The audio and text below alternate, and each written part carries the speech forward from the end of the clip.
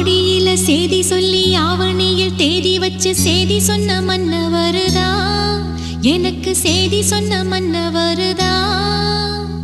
சொந்தம் சொல்லி நெத்தியில குங்குமத்தை வச்ச ஏன் மன்னவரு